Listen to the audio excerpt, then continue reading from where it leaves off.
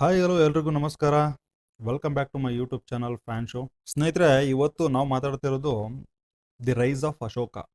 ಇದರಲ್ಲಿ ನಾಯಕ ನಟನಾಗಿ ಸತೀಶ್ ನೀನಾಸಂ ನಟಿಸಿದ್ದಾರೆ ಹಾಗೂ ನಾಯಕಿ ನಟಿಯಾಗಿ ಸಪ್ತಮಿ ಗೌಡ ಅಭಿನಯಿಸಿದ್ದಾರೆ. ಈ ಹಿಂದೆ ನೋಡ್ದಂಗೆ ಸತೀಶ್ ನೀನಾಸಂ ಅವರ ಚಿತ್ರಗಳೆಲ್ಲವೂ ತುಂಬಾ ಚೆನ್ನಾಗಿ ಬಂದಿದೆ.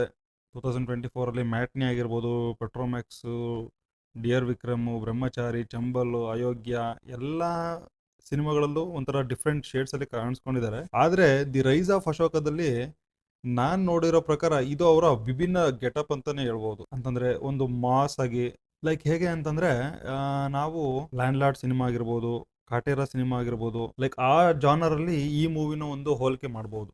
ಯಾಕಂತಂದ್ರೆ ಸೇಮ್ ಎಲ್ಲ ಊರು ಒಂದು ಹಳ್ಳಿಲಿ ನಡೆಯುವಂತ ಕಥೆಗಳೇ ಆಗಿರುತ್ತೆ. ಇದು ಕೂಡ ಹಾಗೆ ಅನ್ಸುತ್ತೆ, ಒಂದು ಹಳ್ಳಿಲಿ ನಡೆಯುವಂತ ಕಥೆನೇ ಆಗಿರುತ್ತೆ. ಇನ್ನು ಟ್ರೈಲರ್ ವಿಚಾರಕ್ಕೆ ಬರೋದಾದ್ರೆ, ಇದು 1970ರ ದಶಕದಲ್ಲಿ ನಡೆಯುವಂತ ಒಂದು ಕತೆ. ಇನ್ನ ಮಾಮೂಲಿಯಾಗಿ ಒಂದು ಹಳ್ಳಿ, ಆ ಹಳ್ಳಿಲಿ ಒಬ್ಬ ದೊಡ್ಡ ಮನುಷ್ಯ ಅವನು ಆಳ್ವಿಕೆ ನಡೆಸ್ತಾ ಇರ್ತಾನೆ. ಆ ಹಳ್ಳಿ ಒಂದೆಡೆ ಆದ್ರೆ, ಆ ಹಳ್ಳಿಯಲ್ಲಿ ಹುಟ್ಟಿ ಬೆಳೆದು ಸರ್ಕಾರಿ ನೌಕರಿ ತಗೋಬೇಕು ಅನ್ನೋ ಛಲಗಾರನ ಕತೆ ಇದು. ಗೌರ್ಮೆಂಟ್ ನೌಕರಿ ತಗೊಂಡು ಕೆಲಸ ಮಾಡುವಂತಹ ಸತೀಶ್ ನೀನಾಸಂ ಅವರು ಕತ್ತಿ ಹಾಕಿಡಿದ್ರು ಅನ್ನೋದೇ ಈ ಫಿಲಮಿನ ಒಂದು ಟ್ವಿಸ್ಟ್ ಅಂತ ಅನ್ಸುತ್ತೆ ನನ್ಗನ್ಸಿರೋ ಪ್ರಕಾರ. ಲೈಕ್ ಏನಕ್ಕೆ ಕತ್ತಿ ಹಿಡಿದ್ರು ಅಂತಂದ್ರೆ, ಆ ಊರಿನ ಪಾಳೆಗಾರನ ದಬ್ಬಾಳಿಕೆಯನ್ನು ತಡೆಯಕ್ಕಾಗ್ದಲೆ ಅಥವಾ ಯಾರ್ದೋ ಮಾತಿಗೆ ಕಟ್ಟಿಬಿದ್ದು ಅಥವಾ ಊರಿನ ಜನದ ಸಪೋರ್ಟಿಗೆ ನಿಂತು ಕತ್ತಿ ಹಿಡಿದ್ರು. ಅದನ್ನ ಸಿನಿಮಾ ಥಿಯೇಟರ್ಗೆ ಹೋಗಿ ನೋಡ್ಬೇಕು. ಒಟ್ಟು ಕತ್ತಿ ಹಿಡ್ದಿ ಯುದ್ಧ ಮಾಡಿದ್ದಂತೂ ನಿಜಾನೇ. ಇನ್ನ ಬ್ಯಾಕ್ ಗ್ರೌಂಡ್ ವಿಚಾರಕ್ಕೆ ಬರೋದಾದ್ರೆ, ಪೂರ್ಣಚಂದ್ರ ತೇಜಸ್ವಿ ಅವರು ಮ್ಯೂಸಿಕ್ ಡೈರೆಕ್ಟ್ ಮಾಡಿದ್ದಾರೆ.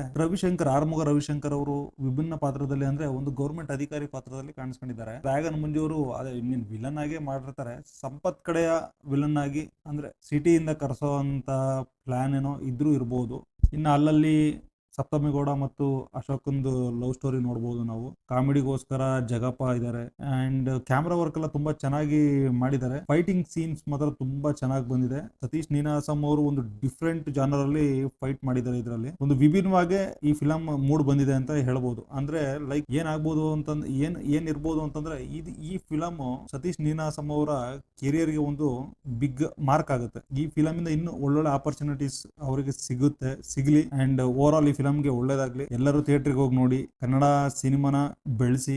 ನೀವು ಈ ಟ್ರೈಲರ್ ನೋಡಿದ್ರೆ ನಿಮಗೆ ಏನ್ ಅನಿಸ್ತು ಅನ್ನೋದನ್ನ ಕಮೆಂಟ್ ಮುಖಾಂತರ ಬಂದು ತಿಳಿಸಿ. ಇನ್ನ ಯಾರು ನನ್ನ ಚಾನಲ್ಗೆ ಸಬ್ಸ್ಕ್ರೈಬ್ ಆಗಿಲ್ಲ, ಸಬ್ಸ್ಕ್ರೈಬ್ ಆಗಿ. ಇದೇ ತರ ವಿಡಿಯೋಗಳು ಬರ್ತಾ ಇರುತ್ತೆ, ನೋಡಿ ಪ್ರೋತ್ಸಾಹಿಸಿ, ಹಾರೈಸಿ. ಧನ್ಯವಾದಗಳು.